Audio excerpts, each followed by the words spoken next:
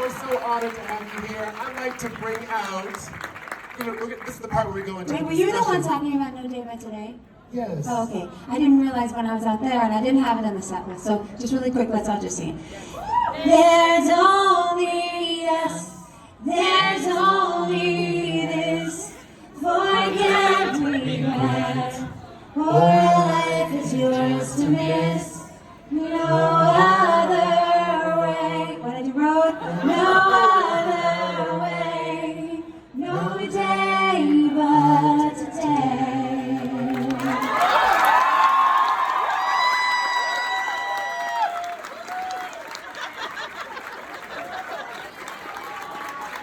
Oh, thank you. Okay, back to work. Let's bring out, to have a discussion, we want to hear more from Idina. Let's bring out Jeff Nelson, staff writer at People Magazine, everybody. Give him a big round of applause.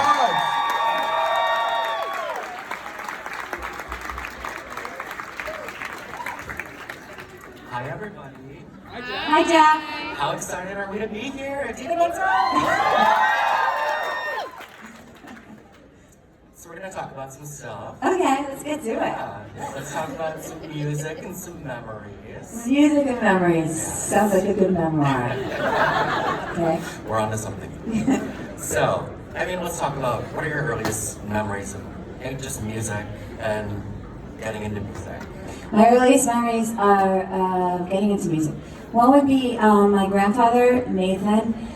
Grandpa Nat, he used to make up stories with me all the time. We'd look into music, and then I go behind the couch, and he'd say, which is not really what you're supposed to say anymore with all the gender stuff going on, but he'd say, "Ladies and germs, please welcome to the stage, Miss Idina Menzel." And then I come out and I perform, and I have this little wooden microphone. And so those are my first early memories. He's the one that really saw something in me.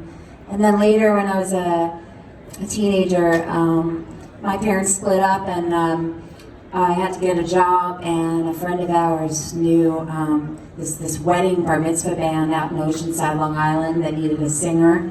And so I lied about my age. I was only 15 at the time. I told him I was 18, I was in college, and I knew 3 songs. I knew Evergreen from Barbra Streisand, I knew Flashdance, and I knew that song, I'm gonna forget it now, about the sun. It was like a fast song, I can't remember anymore. But, and so then I went in and auditioned, and I did that, and it was probably one of the best jobs ever, because then I had to learn like hundreds and hundreds of songs, all different genres, and I sort of found all the music that I loved, and who I admired and who inspired me, and I had this place at everybody's weddings and bar mitzvahs that I could just practice, because nobody was paying attention to me anyway. I love that. Looking back at, singing at weddings and bar mitzvahs, how did that time kind of sharpen your craft and Well, that's the thing, like when people are, it's kind of like doing a gig like this, with people back there that are, instead of eating salads, and they're just buying things and not paying attention to me at all. So you develop a thick skin, and you learn to sing and love music for yourself, and to try to work with your musicians, and just kind of make music with each other, and the beauty of that, and especially when the band would take a break and just leave myself and maybe the piano player, guitar player on stage while people were eating their salad, we could practice and try new things. So I would try an Ella Fitzgerald song or Billie Holiday, or and then you learn how they sing it, and I try to emulate them, and I try to bring in a little bit of my own interpretation, and that's how you kind of find your own voice. Absolutely. And in terms of, I'm just curious when you decided this was something you wanted to pursue professionally. I've always wanted to sing as long as I can remember. So I've always wanted to sing and perform. When I got to be about 13 and my boobs got too big, I realized I wasn't going to be a ballet dancer. So that went out the door. But other than that, I've always wanted to perform. It's not till I got older in my life that I realized how one-dimensionalized I felt, that everything I had dreamt of and put all my energy into, and all of my lessons, and even my major in college, everything was about music and acting and performing, and I felt like I was sort of short-sighted on other things like literature and seeing the world and art and a bunch of other things that make you a more interesting artist. So as I've gotten older, I feel like I've had to kind of find a way to fill that out in myself and my humanity. And also what happens is you become identified with I start to identify myself as just a singer, a person with a really great voice, because that's the only time people would talk about me, is if they talked about my talent as a singer, which was really nice for a while, but then when you get older and you want to be associated with other things that you accomplish in life, it starts to become more complicated than that. I mean, as you got into this professionally, was there a moment where you kind of knew that you'd made it, or was it more of a gradual thing? Well, there are many moments because I've made it and then I've not made it again. And then I've had to get up there and make it again. So there's all different things. It's being at the wedding and singing Ice Castles. You guys are probably too young to know that song, but back then, or some Madonna song I was singing, or Whitney Houston, and singing it. That was an accomplishment to me at so-and-so's bar mitzvah. And then I started doing those weddings too long and knew I wanted to get out there and get to Broadway or write my own music and be a rock star. So then the first job I ever booked was with Rent. So that was my first real. But there are different breaks along the way, it's all how you look at it, it's all perspective.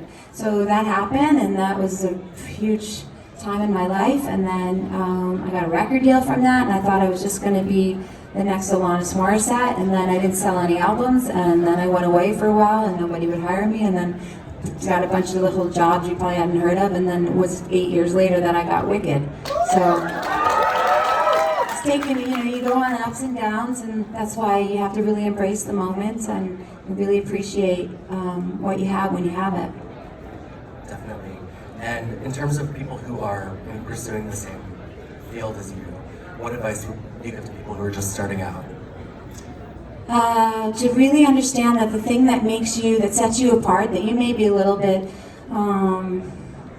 that might make you a little bit more introverted or ashamed of, maybe something that you feel makes you a little awkward or unique or different. That's the thing that actually people may not see it right away, but that's the thing that you should celebrate in yourself, and that will be the thing that draws people to you and that the world needs to see. It's just hard when we're young because we all want to fit in, we all want to be like each other, but it's not until you really embrace those little beautiful imperfections in yourself that all of a sudden people are drawn in and you can share your gifts with the world. And I mean, you've been a part of so many iconic productions, and from Rent to Wicked to Frozen, of course. There's so many iconic songs associated with all of those projects as well. Are there any? Thank you. It's my first time. My technique's a little, just go, eat it.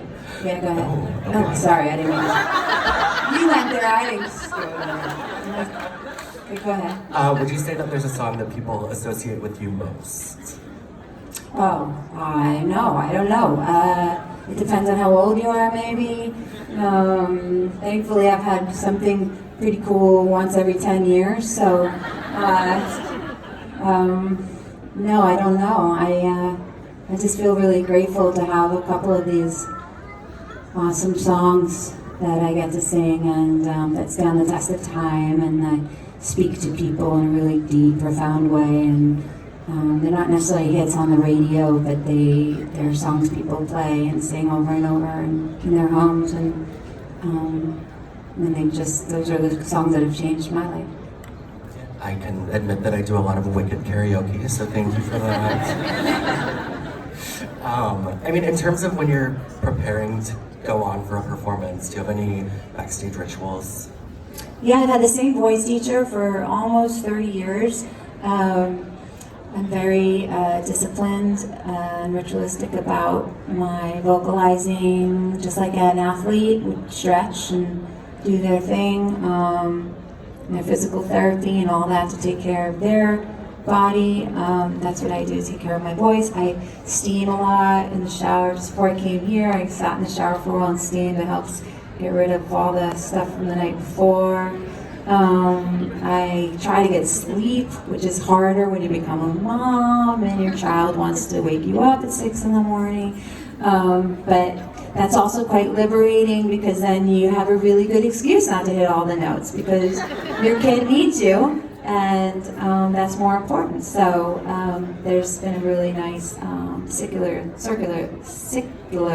can't even speak this morning, experience that happens for me. Sure. And we're here to talk about the holidays.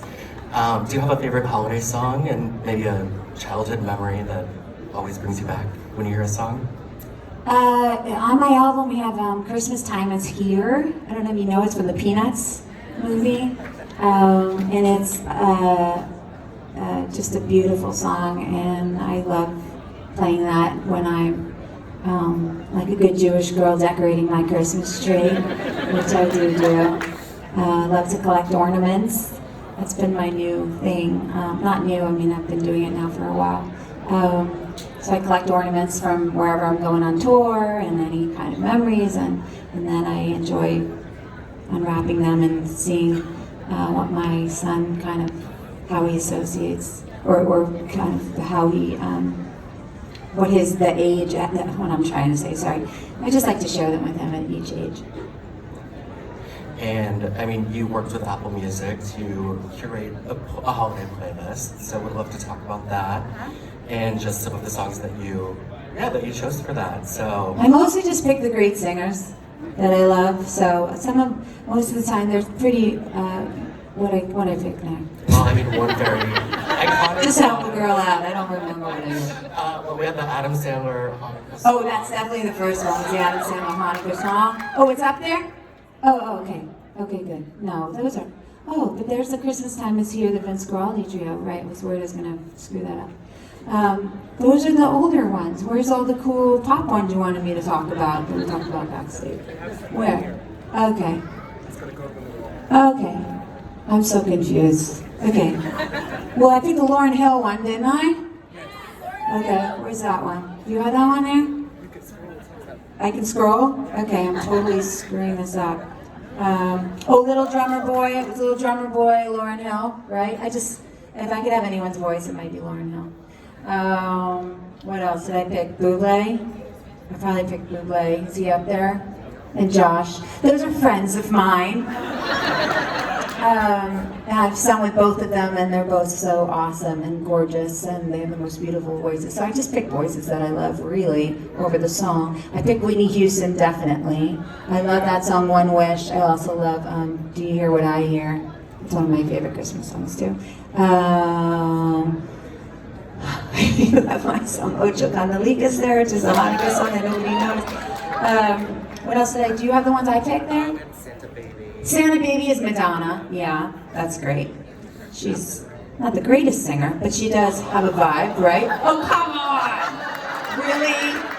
Really? You think that would hurt her feelings? Please. I've met Madonna, she can take it. She can take it. And it's her interpretation and everything else that goes with it that's amazing. I love her. But she's not the greatest singer.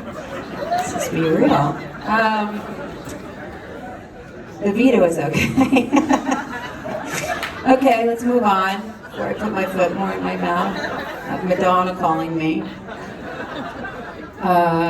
That's not really even cool because Madonna, one of my all-time favorite song ever is Like a Prayer, so I love Madonna.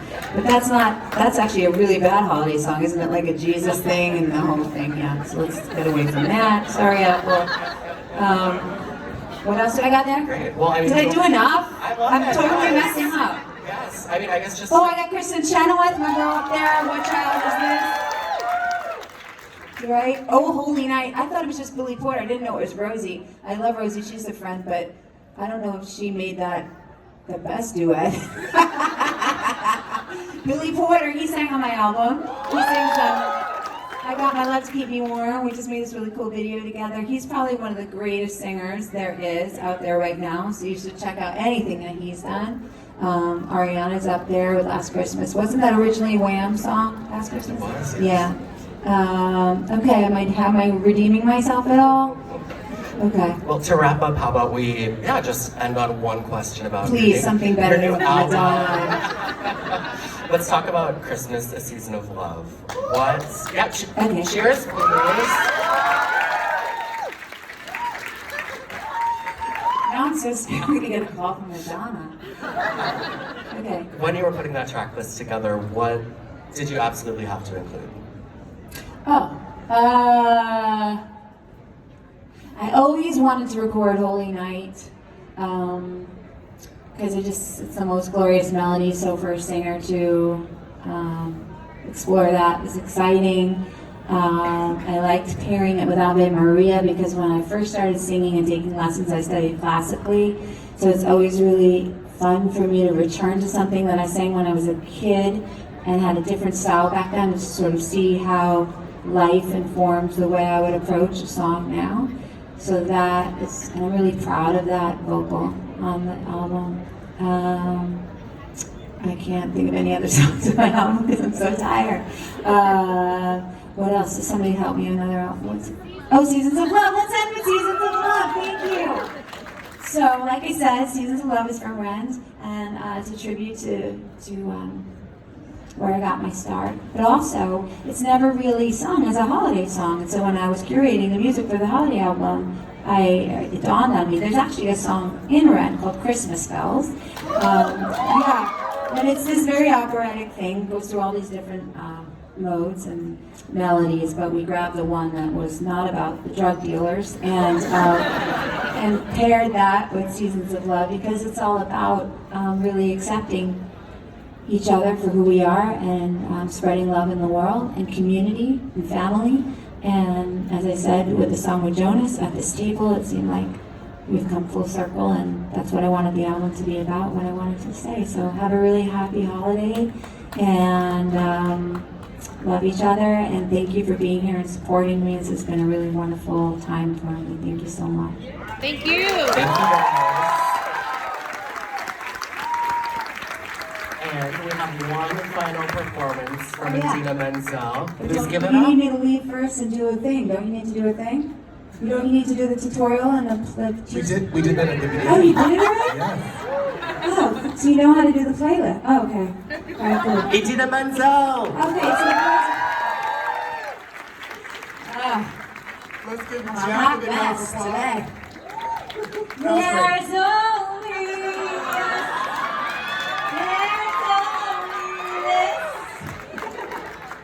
no day but today. One more time, no day but today.